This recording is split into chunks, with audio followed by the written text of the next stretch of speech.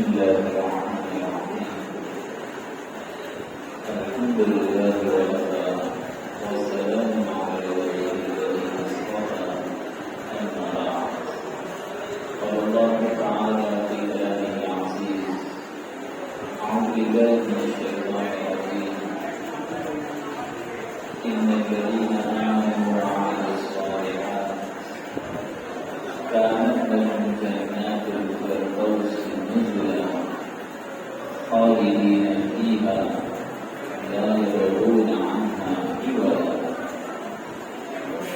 وقال النبي صلى الله عليه وسلم بادروا بالأعمال فتنا وقطع الليل المظلم يصبح الرجل مؤمنا ويمسي كافرا أو يمسي مؤمنا ويصبح كافرا يبيع دينه بعرض من الدنيا.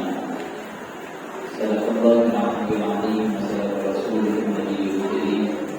اللهم صل على سيدنا محمد وعلى آل سيدنا محمد وبارك وسلم. اللهم صل على سيدنا محمد وعلى آل سيدنا محمد وبارك وسلم. اللهم صل على سيدنا محمد وعلى آل سيدنا محمد وبارك وسلم. محترم بزرگوں، عزیز نوجوانوں،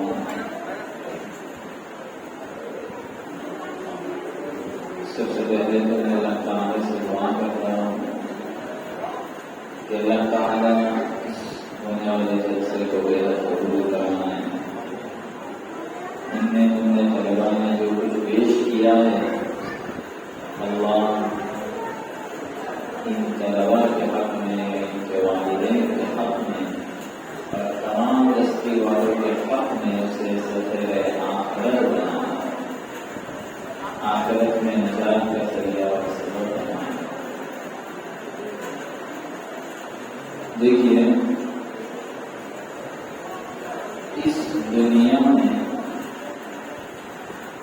انسان کا سب سے بڑا عیب، دنیا میں انسان کے اندر جو بھی عیب ہو سکتا اس میں سب سے بڑا عیب جہالت ہے. جہالت دنیا کا سب سے بڑا عیب ہے. جہالت سے بڑھ کر اس دنیا میں کوئی عیب نہیں ہوتا. اس کی دلیل یہ ہے کہ جس وقت میرے اور آپ کے آقا جناب محمد رسول اللہ صلی اللہ علیہ وسلم اس دنیا میں تشریف لائے اور آپ کو جب نبوت سے سرفراز کیا گیا، آپ کو نبی بنایا گیا، ہمیں پتہ ہے کہ حضور کو نبی بنائے جانے سے پہلے جو زمانہ تھا، اس زمانے کے اندر ہر طرح کی برائی دنیا میں موجود تھی اور اس زمانے کا انسان اس حد تک گر چکا تھا کہ اسے انسان کہنا بھی مشکل تھا. دریندوں والی زندگی انسان گزارا رہا، دریندوں والی زندگی کہ جب انسان بڑھتا تھا تو بڑھتے ہوئے وصیت کرتا تھا اپنی اولاد کو کہ میری اولاد، میں تو دنیا سے جا رہا ہوں، میری خدا سے جو دشمنی ہے نا اسے واقع رکھنا. خدا سے جو ہماری جنگ چل رہی تھی، میں تو دنیا سے جا رہا ہوں. اولاد کو نصیحت کی جا رہی ہے کہ اس جنگ کو باقی رکھنا. کسی کے اونٹ نے کسی کے اونٹ سے پہلے پانی پیا ہے تو مستقل اس پر جھگڑے ہوا کرتے، جنگیں ہوا کرتی. یہی وجہ تھی کہ اس زمانے میں ان لوگوں پر کوئی حکومت بھی کرنا پسند نہیں کرتا، کوئی حاکم بننا بھی پسند نہیں کرتا. لیکن جس وقت اس زمانے کا نام دینا تجویز کیا گیا کہ آخر اس بدترین دور کو کیا نام دیا جائے کہ جس میں جھوٹ بھی عام ہے، فساد بھی عام ہے، زناکاری بھی عام ہے، بدکاری عام ہے، شراب نوشی عام ہے، جھگڑے فساد انتہا پر پہنچ چکے. ایسے دور کا جب نام دینے کی نوبت آئی کہ آخر اس دور کو کیا نام دیا جائے، تو ہمیں پتا ہے کہ حضور کے زمانے سے پہلے کا جو زمانہ ہے اسے کیا نام دیا جاتا ہے؟ زمانہ جاہلیت۔ زمانہ جاہلیت، اس زمانے کا نام دیا گیا زمانے کے سب سے بڑے عیب کو سامنے رکھ کر۔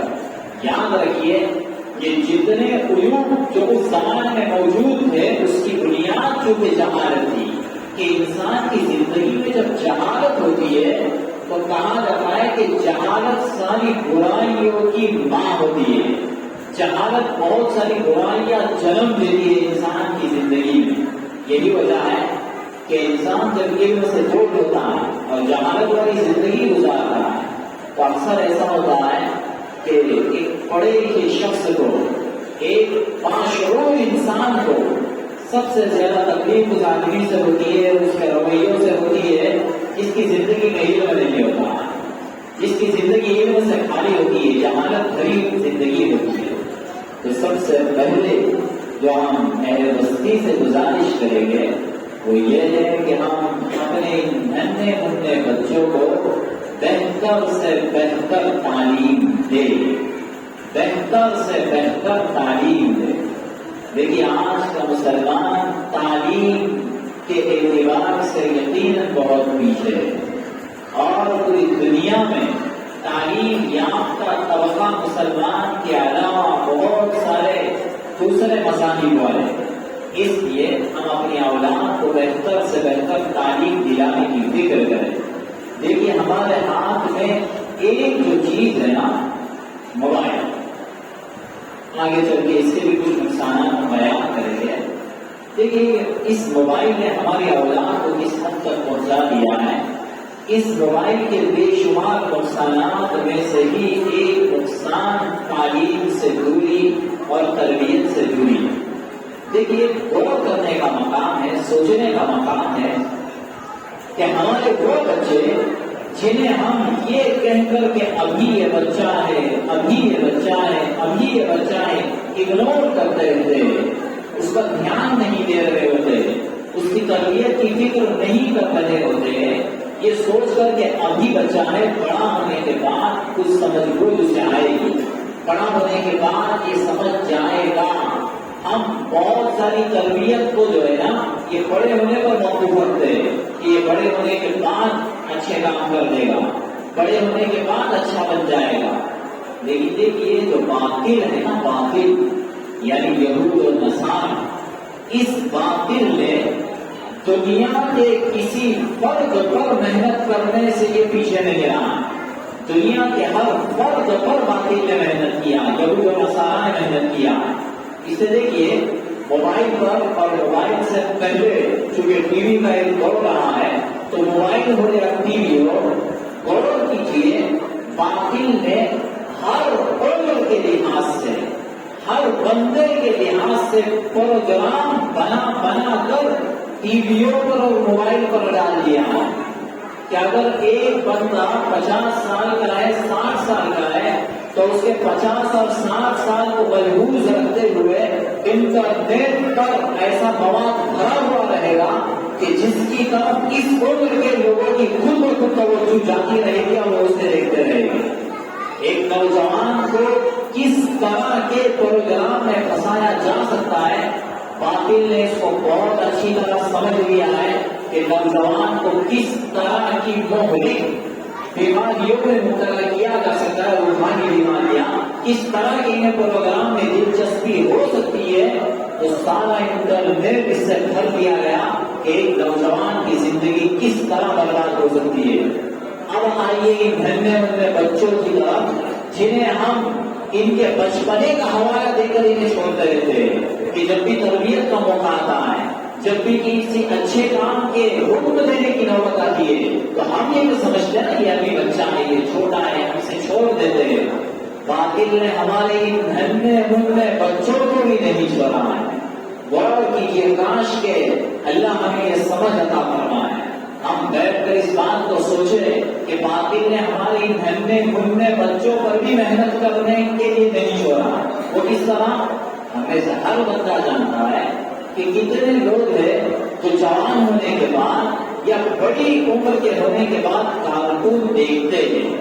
کتنے بڑے لوگ ہیں جو کارٹون دیکھتے ہیں. طبیعت گوارا بھی نہیں کرے گی کارٹون دیکھنے کے لیے اگر کوئی بڑا آدمی کارٹون دیکھنا بھی چاہے گا. اس لیے کہ باطل نے کارٹون جو ہے نا یہ نہ نوجوان کے لیے بنایا ہے نہ بڑی عمر کے لیے بنایا ہے. یہ خالی سکن باطل کا ذہن، باطل کی کوشش اور باطل کا بے انتہا غور کرنا کہ آخر ننھے منھے بچوں کی زندگیوں سے کس طرح کھیلا جا سکتا ہے. تو بہت انتھک کوشش کے بعد باطل جس نتیجے پر پہنچا ہے کہ ننھے منھے بچوں کو اگر بالکل موبائل کی طرف کھینچنا ہے تو موبائل میں ضرور ایسے پروگرام کا ہونا ضروری ہے جس سے بچے کی طبیعت زیادہ مائل ہو. اس سے ہم دیکھیں گے کہ بچے سب سے زیادہ کارٹون دیکھتے ہیں، سب سے زیادہ کارٹون دیکھتے ہیں بچے. اس لیے کہ بچوں کی طبیعت کو سامنے رکھ کر اسے بنایا ہے. اب ممکن ہے کہ ہم میں سے اکثریت لوگوں کو کارٹون کی قباحت بھی شاید معلوم نہیں ہوگی. اس لیے کہ ہماری نظر میں کارٹون صرف کھلونا ہو سکتا ہے کہ کارٹون میں تو ہوتا ہے کیا، بس کھلونے جیسا کچھ دکھایا جاتا ہے، اس سے بڑھ کر کیا ہوتا ہے. شاید ہمارے ذہنوں میں اگر یہ بات ہو تو ہم سن دیں کہ باطل نے کارٹون کے اندر کفر اور شرک کو بھر دیا ہے. کارٹون کے اندر کفر اور شرک کو بھر دیا گیا ہے. اور جس طرح انسان کے اندر سلو پوائزن جو داخل کیا جاتا ہے، زہر آہستہ آہستہ داخل کیا جاتا ہے جس کا اثر کافی دنوں کے بعد ظاہر ہوتا ہے، بالکل یہی حال باطل نے کارٹون کا کر کے رکھ دیا ہے. کتنی ہی جگہ کی کارگزاریاں ہے کہ کارٹون دیکھتے دیکھتے بچے کفر اور شرکیہ عمل کرنے لگ گئے. جیسے ہمارے استاد محترم نے ایک کارگزاری سنائی کہ ایک ننھا سا بچہ اپنے گھر میں جاتا ہے. گھر میں جانے کے بعد پہلے جو ہیٹر ہوا کرتا تھا پانی گرم کرنے کے لیے، یہ اپنے کمرے میں جا کر اپنے حمام کا دروازہ کھولتا ہے اور حمام میں جا کر جو ہیٹر رہتا ہے رکھا ہوا حمام میں، یہ بچہ ننھا منھا بچہ ہے، بالکل تھوڑا ذہن ہے اس کا، حمام میں داخل ہوتا ہے اور جس طرح پوجا کے لیے ہاتھ اٹھاتے اور ہاتھ جس طرح باندھتے ہیں اس کیفیت کے ساتھ، پوجنے والی کیفیت کے ساتھ ہیٹر کے سامنے کھڑا ہوتا ہے اور اس طرح کھڑا ہوتا ہے، کافی دیر تک کھڑا رہتا ہے. جب اس کی ماں کمرے میں داخل ہوتی ہے اور یہ منظر دیکھتی ہے کہ میرا بچہ کارٹون کے سامنے ہاتھ جوڑ کر کھڑا ہے اور جس طرح غیر پوجا کرتے ہیں بالکل اسی حالت میں یہ کھڑا ہے، تو بچے نے ماں سے پوچھا، ماں نے بچے سے پوچھا کہ میرے بیٹے کے لیے کیا کر رہا ہے. تو بچہ اپنی معصومانہ زبان سے کہتا ہے کہ امی یہ تو کارٹون میں ہم نے دیکھا تھا، یہ چیز ہم نے کارٹون میں دیکھا تھا، تو بس ہم تو وہی کر رہے جو ہم نے کارٹون میں دیکھا تھا. تو دیکھیے انسان جو کچھ دیکھتا ہے، جو کچھ سنتا ہے، خود بخود اس کی ذہنیت پر اس کا اثر ہوتا ہے. پھر یہ معصوم بچے جو صحیح اور غلط کا فیصلہ نہیں کر سکتے، صحیح اور غلط تو چھوڑیے، یہ تو اسلام اور کفر کی حقیقت نہیں سمجھ سکتے. اگر یہ کفر دکھایا جائے گا تو ان کے ذہنوں پر کفر کا ایسا اثر ہو جائے گا کہ ان کے بڑے ہونے کے بعد کوئی لاڑ کے اسلام کو سمجھانے کی کوشش کرے گا نا تو اللہ معاف کرے ان کی ذہنیت پر اسلام کا اثر کم ہوگا. اسی لیے دیکھیے پیارے رسول صلی اللہ علیہ وسلم نے آج سے 1400 سال پہلے فرمایا تھا، اور جو 1400 سال پہلے حضور نے فرمایا تھا وہ حدیث آج کے زمانے میں، آج کے وقت میں بہت زیادہ فٹ آ رہی ہے، آج کے دور پر، آج کے حالات پر. اور وہ حدیث کیا ہے؟ تو خطبے میں حدیث پڑھی گئی. اللہ کے رسول صلی اللہ علیہ وسلم فرماتے ہیں بادروا بالاعمال فتنا، اے لوگوں نیک کام کی طرف جلدی کرو، نیک کام کرنے میں جلدی کرو. تو دیکھیں ہم خود بھی نیک کام کرنے میں جلدی کریں، اپنی اولاد کو بھی نیک کام کرنے میں ہم جلدی کروائیں. جیسے اذان ہو گئی تو خود بھی نماز کی تیاری میں لگ جائے، اپنی اولاد کو بھی نماز کی تیاری میں لگوا لے۔ تو پیارے رسول صلی اللہ علیہ وسلم فرماتے نیک کام کرنے میں جلدی کرو، اچھے کام کرنے میں جلدی کرو۔ اور غور کیجیے، قرآن ہمارے لیے نصیحت نامہ ہے، قرآن ہمارے لیے نصیحت نامہ ہے۔ پورے قرآن میں اگر ہم دیکھیں گے تو کسی ایک موقع پر، کسی ایک جگہ پر بھی اللہ نے ایسا نہیں فرمایا ان الذین آمنوا لہم جنات۔ پورے قرآن میں ایک آیت بھی اس طرح نہیں ملے گی جس میں اللہ نے فرمایا ہو کہ جو ایمان لائے گا جنت میں جائے گا، جو ایمان لائے گا جنت میں جائے گا۔ سارے قرآن میں جہاں جہاں اللہ نے ایمان کا ذکر کیا ہے اور ایمان کے بعد اللہ نے جنت کا ذکر کیا ہے، اس سے پہلے اللہ نے ایک بات کا ضرور پورے قرآن میں ایمان سے تذکرہ کیا ہے، اور وہ کیا ہے؟ ان الذین آمنوا وعملوا الصالحات، ان الذین آمنوا وعملوا الصالحات، جو لوگ ایمان لائے۔ اور اللہ کا بے انتہا احسان ہے کہ اللہ نے ہمیں ایمان کی توفیق دی ہے، اللہ نے ہمیں ایمان کی توفیق دی ہے۔ اور ایمان کے بعد ہم خالصتاً اپنے ایمان کی بنیاد پر جنت کے خواب نہ دیکھیں، بلکہ قرآن نے جو وعدہ کیا ہے ان الذین آمنوا وعملوا الصالحات، جو لوگ ایمان لائے اور نیک کام کرے، جو ایمان لائے اور نیک کام کرے، لہم جنات، ان کے لیے جنت ہے۔ تو ہم اپنے ایمان پر اکتفا کر کے نہ رہے کہ آج میں ایمان والا ہوں بس مجھے جنت میں جانا ہے، ہرگز نہیں۔ ایمان ہے اور ساتھ میں عمل صالح ہے تو جنت ہے، ورنہ جنت نہیں ہے۔ اللہ نے جس طرح جنت بنایا ہے، ہمارے اسی اللہ نے دوزخ بھی بنایا ہے، دونوں بھی اللہ کے بنائے ہوئے ہیں۔ جس طرح ہمیں جنت یاد رہتی ہے، قرآن میں آخر کیوں بار بار جہنم کا بھی ذکر کیا گیا ہے، وہ کس کے لیے ذکر کیا گیا ہے؟ قرآن نے کتنی جگہ پر فرمایا ہے کہ جو سرکشی کرے گا، جو نافرمانی کرے گا، جو اللہ سے بغاوت کرے گا، رسول کی اطاعت سے منہ پھیرے گا، اس کے لیے اللہ نے دوزخ تیار کر کے رکھا ہے۔ تو آج کا جو دور ہے نا، بہت نازک ترین دور ہے۔ تو حدیث میں کہا گیا بادروا بالاعمال فتنا، اے لوگوں فتنوں کے آنے سے پہلے، فتنوں کے آنے سے پہلے نیک کام میں جلدی کرو۔ فتنوں کا کچھ تذکرہ میں اس حدیث کے ذکر کرنے کے بعد کروں گا کہ آج کے دور میں آخر کیسے فتنے اور عظیم فتنے ہیں۔ تو حدیث میں کیا کہا گیا؟ فتنوں کے آنے سے پہلے نیک کام میں جلدی کرو۔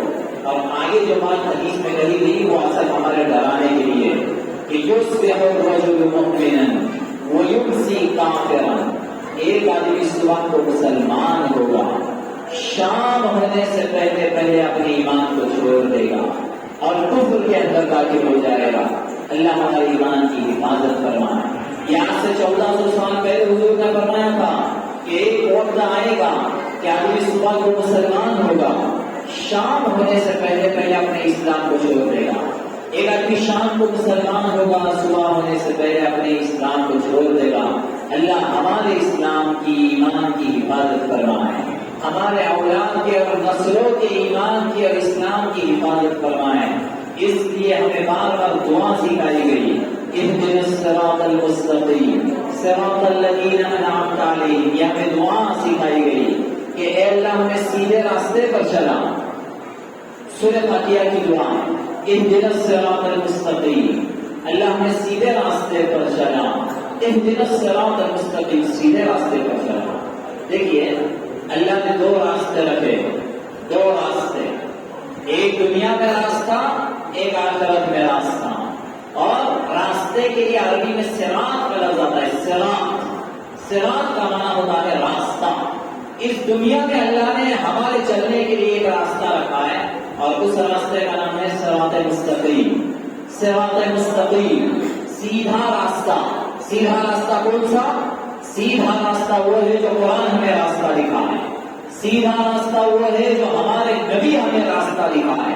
لہذا کوشش کریں کہ ہماری مسجدوں میں قرآن مجید کی تفسیر ہوئی ہو، ہماری مسجدوں میں پیارے رسول صلی اللہ علیہ وسلم کی احادیث مبارکہ کا تذکرہ ہو اور اس کی تعلیم ہو، تب ہی تو جا کر ہم سمجھ سکتے ہیں کہ قرآن نے آخر ہمیں کون سا صراط مستقیم دکھایا ہے، حدیث نے ہمیں کون سے صراط مستقیم کی ترغیب دی جا رہی ہے کہ اس راستے پر چلنا ہے۔ تو ایک راستہ اللہ نے ہمیں دنیا میں دیا ہے جو صراط مستقیم جسے کہا جاتا ہے، جس میں کہا گیا کہ تمہیں سارے نیک کام کرنا ہے، سارے برے کاموں سے بچنا ہے، یہ صراط مستقیم ہے۔ اور ایک اللہ نے راستہ آخرت میں بھی رکھا ہے، جیسے ایک راستہ ہمیں دنیا میں صراط مستقیم کی صورت میں دیا ہے، اللہ نے ایک راستہ آخرت میں بھی رکھا ہے جس راستے پر ہمیں مرنے کے بعد چلنا ہے، اور اس راستے کا نام ہے پل صراط۔ دنیا کا راستہ صراط مستقیم، آخرت کے راستے کا نام ہے پل صراط۔ حضرت آدم سے لے کر قیامت تک کا جو آخری انسان آنے والا ہے، ساری انسانیت کو، ہر فرد کو، چاہے مسلمان ہو چاہے غیر مسلمان ہو، دنیا کے سارے لوگوں کو پل صراط پر سے گزر کر ہی جنت میں جانے کا راستہ ہے، اس کے سوا دوسرا کوئی راستہ نہیں۔ جس بندے کو بھی جنت تک پہنچنا ہوگا، اسے جنت تک پہنچنے کے لیے اللہ نے جو راستہ رکھا ہے نا جنت تک پہنچنے کے لیے، اسی راستے کا نام پل صراط ہے، جس پر سے ہر بندے کو گزرنا ہے۔ اور صحیح ترین روایتوں میں، مسلم شریف کی روایت میں کہا گیا کہ پل صراط بال سے زیادہ باریک اور تلوار سے زیادہ تیز ہے، بال سے زیادہ باریک اور تلوار سے زیادہ تیز، یہ حدیث میں بیان کیا گیا۔ اب اتنا باریک جب راستہ ہے، اتنا تیز ترین دھاردار جب راستہ ہے، تو آخر اس میں سے کوئی کس طرح چل سکتا ہے؟ تو ہمارے نبی صلی اللہ علیہ وسلم نے ہمیں فرمایا کہ یہ مسلمانوں، تمہارے لیے پل صراط سے گزرنا کوئی زیادہ مشکل نہیں ہے۔ پل صراط پر سے وہ شخص اتنا زیادہ آسانی سے گزرے گا جو دنیا والے صراط مستقیم کے راستے پر مضبوطی سے چلے گا۔ جو دنیا میں صراط مستقیم پر مضبوطی سے چلے گا، وہ آخرت والے پل صراط پر سے آسانی سے گزر جائے گا، یعنی اللہ تعالیٰ خود اسے آسانی سے گزار دے گے، تیزی کے ساتھ گزار دے گے۔ تو دیکھیے آج کا جو وقت ہے، آج کا جو دور ہے، فتنوں والا دور ہے، اور دجالی طاقتیں آج بہت زیادہ محنت کر رہی ہے، بہت زیادہ کوشش کر رہی ہے۔ دیکھیے ایک وقت تھا جو اہم بات ہے آج کے حالات کے اعتبار سے، ہم بالکل دھیان اور توجہ سے اس بات کو سنیں۔ دیکھیے ایک وقت تھا جب گبن اور دھوکہ سے چیزوں میں ہوا کرتا تھا کہ ایک آدمی تجارت کر رہا ہے اور تجارت میں کسی کو دھوکہ دے رہا ہے، جیسے فولٹ والی چیز ہے اور خراب کوئی چیز ہے لیکن دھوکہ دے کر فروخت کر رہا ہے، بیچ رہا ہے۔ ایک وقت تھا کہ اس طرح چھوٹی موٹی چیزوں میں لوگ دھوکہ دیا کرتے تھے۔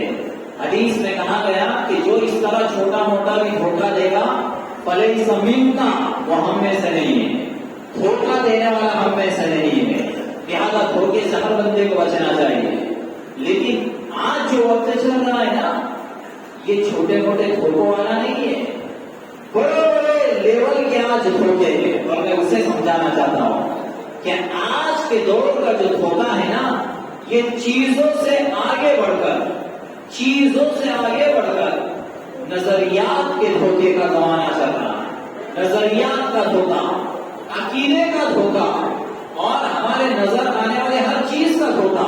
اس لیے یہ موبائل جو ہے نا، موبائل ہم اپنی اولاد کو سمجھائیں اور بہت اچھی طرح سمجھائیں کہ موبائل نام ہے خالی سکن نظر کے دھوکے کا، موبائل نام ہے نظر کے دھوکے کا۔ بدترین شکل والا انسان بھی اگر اپنی ویڈیو بنانا چاہے تو دنیا کا سب سے خوبصورت ترین آدمی وہ اس ویڈیو میں دیکھ سکتا ہے، اور یہ ہم میں سے ہر بندہ اچھی طرح جانتا ہے کہ دنیا کا سب سے زیادہ کالا انسان اگر اپنی ویڈیو بنانا چاہتا ہے اور وہ اس ویڈیو میں اپنے آپ کو سب سے زیادہ خوبصورت آدمی اگر بتانا چاہے تو لمحے میں وہ اپنے آپ کو خوبصورت ترین اور چمکدار انسان بتا کر اپنی ویڈیو وائرل کر سکتا ہے۔ اس اسے کہتے ہیں نظر کا دھوکا۔ آج کا جو وقت ہے نا یہ نظر کا دھوکا، نظر کے دھوکے پر مشتمل ہے۔ اب ہو یہ رہا ہے کہ اس چمک کی دھوکے والی دنیا کو جب ہماری اولاد دیکھتی ہے تو ایسا سمجھنے لگتی ہے کہ اللہ اکبر، شاید جنت تو موبائل کے اندر ہی موجود ہے۔ اتنے حسین نظارے، اتنے خوبصورت نظارے آج موبائل کے اندر ہی موجود ہے، تو اس سے زیادہ خوبصورت نظارے بھی کوئی ہو سکتے ہیں؟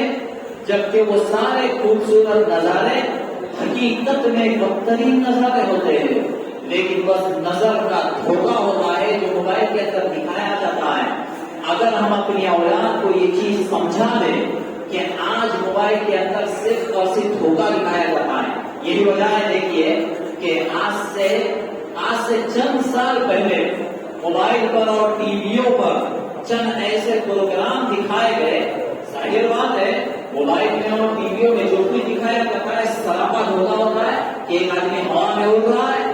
اب بچے کو تو کچھ سمجھ ہوتی نہیں ہے، بچہ تو سمجھ سے خالی ہوتا ہے کہ ایک آدمی ہوا میں اڑ رہا ہے اور بچہ دیکھ رہا ہے کہ ہاں ایسا ہوا میں اڑ رہا ہے۔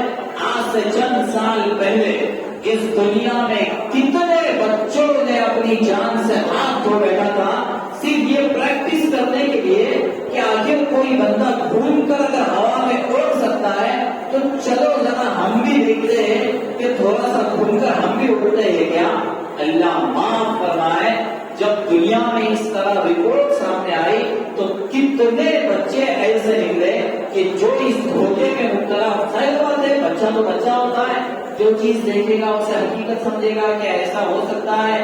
یہی وجہ ہے کہ بہت سی دفعہ ایک نوجوان جب اللہ معاف فرمائے بائک پر بیٹھتا ہے اور کسی گاڑی پر بیٹھتا ہے تو وہ اپنی اوقات کو بھول جاتا ہے، اور جو کچھ اس نے دھوکے بازیاں دیکھا تھا کہ فلاں اس طرح ہوا میں اڑا رہا تھا گاڑی، بس اس دھوکے بازی کی دنیا کو دیکھ کر جب حقیقت میں کرنے جاتا ہے تو اپنی جان سے ہاتھ دھو بیٹھتا ہے۔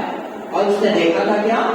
دیکھا تھا موبائل پر صرف دھوکا، لیکن دھوکے والی زندگی کو اپنے حقیقت والی زندگی کے سامنے رکھ رہا ہے، اور دھوکے والی زندگی کو سامنے رکھ کر اپنے حقیقت والی زندگی کو برباد کر رہا ہے۔ بس یہ بات اگر ہماری سمجھ میں آ جائے تو ہم بہت سارے فتنوں سے بچ سکتے ہیں۔ تو کتنے بچے ایسے ہیں جو جان سے ہاتھ دھو بیٹھے یہ پریکٹس کرنے کے لیے کہ شاید ہم بھی ہوا میں اڑ سکتے ہیں، بڑی بڑی اونچی بلڈنگوں کے اوپر چلے گئے اور کوشش کرنے لگے کہ شاید ہم بھی ہوا میں اڑ جائے، خدا کی طرح نیچے گر کر مر گئے۔ اللہ معاف فرمائے، یہ خودکشی والی موت ہے، یہ حرام موت ہے۔ اس کے ذمہ دار صرف اور صرف والدین ہوا کرتے ہیں جنہوں نے اپنے اولاد کی اس طرح کی فکر نہیں کی، تربیت کی فکر نہیں کی۔ دھوکے کا فتنہ موبائل کے اندر۔ اب دیکھیے اس سے بڑا دھوکا عقائد کا دھوکا، نظریات کا دھوکا، انسان جو اپنا عقیدہ بنا رہا ہے نا، عقیدہ آج کے وقت میں عقائد کا دھوکا دیا جا رہا ہے۔ عقائد کا دھوکا کیا؟ ایک پروپیگنڈا کیا جاتا ہے، نعرہ لگایا جاتا ہے، اور نعرہ حقیقت میں نعرہ ظاہر میں بڑا خوبصورت ہوتا ہے، بڑا خوبصورت ہوتا ہے۔ کیا خوبصورت ہوتا ہے؟ نعرہ لگایا جاتا ہے کہ نعوذ باللہ اسلام نے نعوذ باللہ عورت کو بڑا ظلم کیا ہے، تو چند خیر خواہ لوگ آج دنیا میں کھڑے ہوئے اور وہ حقوق نسواں کی بات کر رہے ہیں۔ حقوق نسواں، عورتوں کو مردوں کے برابر کے حقوق ملنا چاہیے۔ آج دنیا میں بہت زور پر یہ نعرہ لگایا جا رہا ہے، اور یہ نعرہ لگانے والے مسلمان نہیں ہیں، یہ درندے ہیں جو یہ نعرہ لگا رہے ہیں۔ اور یہ جو نعرہ لگا رہے ہیں نا، یہ نعرہ ظاہر میں بڑا خوبصورت ہے کہ عورتوں کے ساتھ بڑی ہمدردی کی جا رہی ہے، عورتوں کے متعلق بڑی ہمدردانہ یہ نعرہ ہے کہ عورتوں کو کے برابر کے حقوق ملنا چاہیے۔